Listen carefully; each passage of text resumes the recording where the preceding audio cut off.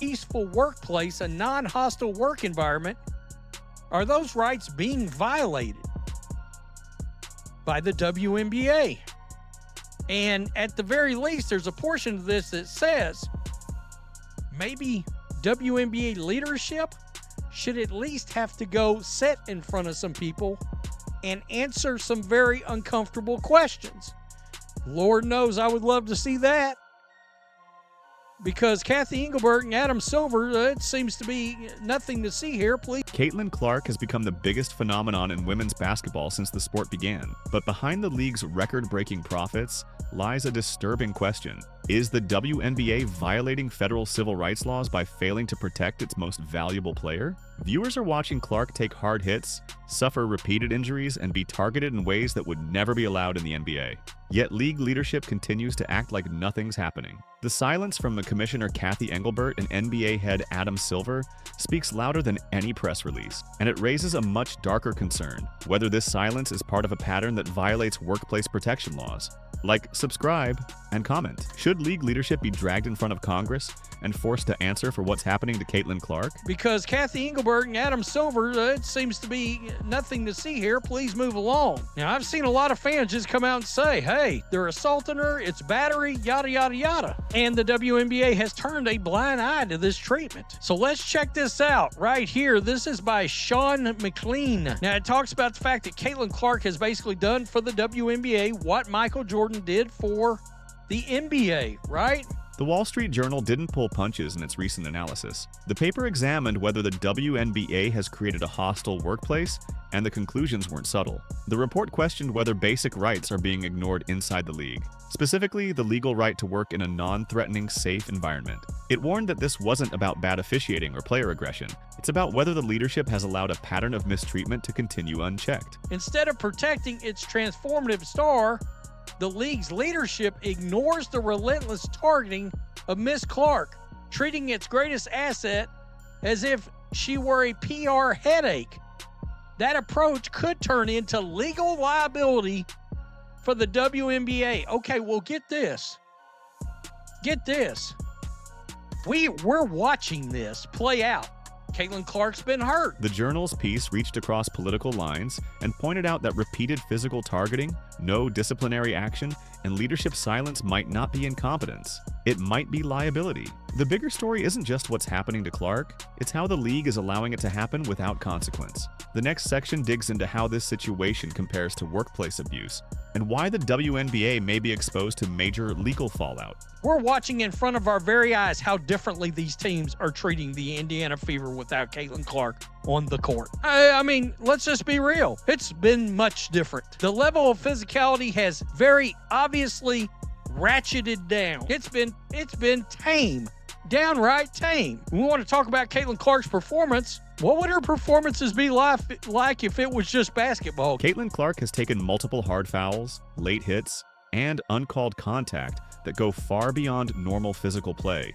When those hits result in injuries and go unpunished, they stop being part of the game and start resembling targeted abuse. Legal experts reviewing the footage and frequency of these incidents believe this treatment may qualify as a hostile work environment. It's not isolated, and it's not accidental.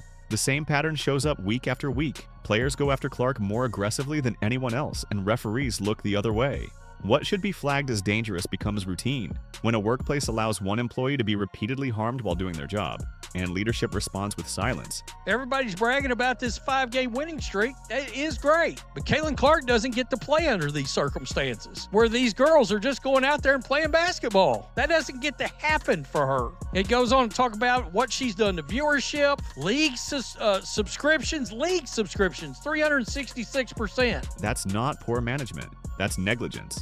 The pattern is becoming undeniable, and the legal implications are starting to catch up with the league. But the stakes rise even higher when looking at what Clark means to the WNBA financially. Yet she routinely faces intentional hits, excessive fouling, and uncalled abuse while referees look away. Teammate Sophie Cunningham said what fans already know, quote, The star player of the league is not being protected. Journalist Sean McLean compared Caitlin Clark's impact on the WNBA to what Michael Jordan did for the NBA. That's not exaggeration. Her arrival triggered a historic spike in attention, revenue, and mainstream visibility.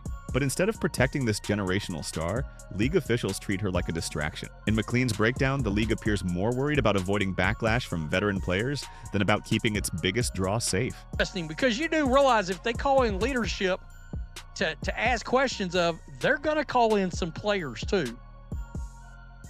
She'd be an interesting one to call in and just have her give her opinion. Miss Clark herself noted, quote, "Everybody is physical with me. They get away with things others don't. 3 injuries have sidelined her for 10 games and the All-Star game. Ratings plummeted 55%. The targeting continues. The silence continues. No suspensions, no warnings. Just another night of Clark being roughed up while the WNBA posts highlights and sells tickets off her name. In any other professional setting, leadership would face immediate consequences for allowing this kind of pattern. But here it's being normalized. That level of neglect isn't just reckless. It could end up in court, especially when looking at what Clark has done financially for this league. That's coming next. Said that these kind of things, she said that race is, quote, a huge thing, and it boils my blood when people say it's not about race, because it is. Under civil rights law, race-motivated patterns trigger scrutiny even without explicit discriminatory intent. Systematic missed calls include viral replays of Clark being fouled. The numbers are undeniable. Since Caitlin Clark entered the league, WNBA subscriptions have jumped by 366%. Engagement on the app exploded by 613%. Merchandise sales rose by 601%. The league is making more money than ever, and it's directly tied to one player. But when Clark misses games due to injury, everything crashes. Ratings dropped by 55% during her absences. Attendance and social buzz took a hit. And yet, despite this clear dependence on her presence, the league still refuses to protect its most valuable asset. She's been injured 3 times already. Each time the hits were excessive and none led to serious league action. That's not oversight. That's exploitation. Cashing in on a player while leaving her unprotected is more than unethical. When the result is physical harm, it turns into potential legal exposure, especially when players and fans are now saying out loud what the league still won't acknowledge. One of those voices is her own teammate. Sophie Cunningham didn't mince words. After one of many games where Caitlin Clark took repeated hits with no calls, Cunningham spoke plainly. The star player of the league is not being protected. That quote cut through the league's silence and echoed what fans have said for months. Clark isn't treated like a rising face of the league. She's treated like a problem. Multiple viral clips show defenders launching into her body, swinging high and delivering late contact. Referees either miss it or choose to ignore it. That doesn't happen to other stars. Not this often. Not this visibly. And now players are starting to admit what leadership won't. Cunningham's comments confirm that this isn't paranoia, it's a real pattern.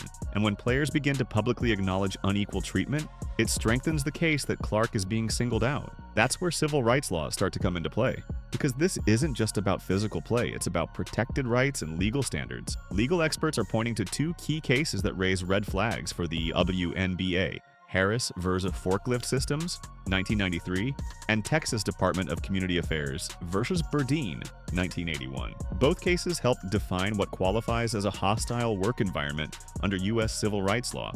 The law doesn't require proof of intent, only that a pattern of unequal, unsafe, or abusive treatment exists. That pattern is now being documented in Caitlin Clark's case. Repeated injuries, selective officiating, silence from leadership, and a total lack of accountability for the players dishing out dangerous contact. Under Title VII of the Civil Rights Act, employers have a duty to prevent severe or pervasive mistreatment tied to protected characteristics. If the treatment is different and the leadership allows it, they become responsible. The law doesn't wait for someone to be permanently injured to take action. But the way things are going, that may be the next headline, unless this pattern is stopped. Asia Wilson said what many others tiptoe around. Race is a huge thing in how Caitlin Clark is being treated. And when people deny it, it only fuels more resentment. Legal experts agree that under civil rights law, discriminatory patterns don't need racial slurs or explicit bias to qualify. Consistent disparities in treatment are enough to trigger federal scrutiny. Sheila Johnson, owner of the Washington Mystics, stirred even more controversy when she suggested league awards should be shared, despite Clark's numbers dominating every category. Instead of support, Clark gets backlash. Instead of praise, she faces hostility. And when that resentment is paired with targeted physical abuse and referee silence, it becomes more than a debate. It becomes evidence. If protected characteristics like race play a role in how an employee is treated, the law steps in. But the WNBA continues to act like none of this matters. That's why public pressure is now shifting toward those who've remained silent for too long. Prior to 2023, no casual fan, probably still no casual fan, has any idea who DeWanna Bonner is, couldn't pick her out of a lineup, other than teach these new players how to fleece an organization, how to rob an organization blind, how to quit on your team. Other than those three things, what has DeWanna Bonner done for this league? Genuine questions. I'm open-minded. I'm open-minded. DeWanna Bonner's recent actions have thrown fuel on an already burning fire. After walking away mid-season, skipping media duties, and letting teammates face post-game backlash alone, fans have started asking a simple question: what has Bonner done for the league? While veterans like Diana Taurasi, Maya Moore, and Candace Parker left behind legacy-defining moments, Bonner is now being accused of quitting on her team, draining salary resources, and contributing to a toxic locker room culture. The controversy deepened when Kalia Copper defended Bonner in a press conference, claiming she remained silent during a hostile crowd reaction, but footage proved otherwise. I'm not saying she hasn't been in the league a long time, but throughout that time, what has she really done to elevate the league? She ain't Diana Taurasi. She ain't Maya Moore. She ain't Candace Parker. She ain't Brianna. So what has she really... Moving on. And just the disrespect, I can't get down with it. They booed her. She didn't say a word to the... That's a lie. DeWanna Bonner definitely said a word. Don't worry, Kalia Copper. We brought the receipts. Bonner was seen engaging with fans, contradicting Copper's claims and exposing the disconnect inside the locker room. With Clark absorbing daily abuse on the court, the contrast between veteran entitlement and rookie resilience has become impossible to ignore, and fans are no longer afraid to say what league leadership won't. While most WNBA officials have turned a blind eye to physical aggression, one moment forced action. Teed up. You're out of here. That referee must have been scared to death as Brittany Griner is towering over her, reaching out with her long neck and getting all in her face. Brittany Griner, towering over a visibly shaken referee, got in the official's face during a tense game against the Atlanta Dream. The scene escalated quickly. A coach stepped in, trying to hold Griner back, but she still made contact. That alone would trigger automatic ejection in the NBA. This time, it finally did. Griner was tossed immediately. The crowd erupted, but not in shock, in relief. For once, consequences followed aggression. This isolated moment highlights the inconsistency fans have pointed out all season. Griner's ejection was overdue, and if it hadn't been so public, it might never have happened. The league has tolerated far worse when Clark was the target. Yet here, the aggression came from a veteran, and the response was swift. This inconsistency strengthens the argument that selective enforcement is a serious issue, and possibly a legal one. The silence from WNBA leadership may not last much longer. Legal analysts say the Justice Department's Civil Rights Division has the authority to investigate if there's evidence of discrimination, retaliation, or hostile workplace conditions. If Clark's treatment is shown to follow a pattern tied to race, gender, or other protected characteristics, the league could face federal enforcement. That would mean subpoenas, depositions, and a complete review of how league policies are enforced or ignored. The Department of Labor might also examine WNBA safety standards and disciplinary procedures. And if the league continues ducking accountability, Congress could push back by removing the WNBA's legal protections, including its antitrust exemption and broadcast privileges. No professional league wants that. It's a financial and political death sentence. But that's where this is heading. If leadership doesn't step up and address the growing backlash, the government might do it for them and reshape the entire league in the process. This moment isn't only about Caitlin Clark. It's about whether a professional league can allow abuse, profit from the victim, and escape responsibility. The treatment Clark has received isn't isolated. It's been documented, replayed, and statistically measured. When she's on the court, the physicality ramps up. When she's injured, the game softens, viewership tanks, merchandise sales slow, and yet the league's leadership stays quiet, acting as if none of this matters. But fans notice, players notice, lawmakers and lawyers are starting to notice too. Every missed call, every ignored hit, and every public comment adds weight to a case that could change how women's sports operate. If leadership refuses to act, outside forces will. And if that happens, the WNBA may not like what comes next. The league's credibility, financial growth, and future now depend on whether it treats its stars like assets or sacrifices. The WNBA built its biggest season ever on Caitlin Clark's back. Record-breaking subscriptions, exploding engagement, surging merchandise sales. But while the league celebrates its success, it's also ignoring the cost. Repeated injuries, unanswered fouls, public silence. What's happening isn't simply bad officiating, it's systemic, and that system now faces legal, financial, and cultural consequences. When players like Sophie Cunningham speak out, when video footage contradicts team narratives, when stars are ejected for confronting refs while others get away with violent hits, it's no longer about basketball, it's about accountability. And the league is out of excuses, like subscribe and comment. Should the WNBA face a federal investigation for how it treats Caitlin Clark? Should the Justice Department step in where leadership failed? This story isn't over, and the next chapter could shake women's sports to the core.